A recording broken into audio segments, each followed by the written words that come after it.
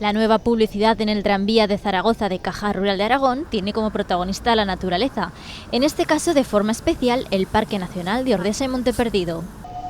Con estas espectaculares vistas en el tranvía es como si circulara uno de los pulmones de Aragón por el centro de la capital aragonesa.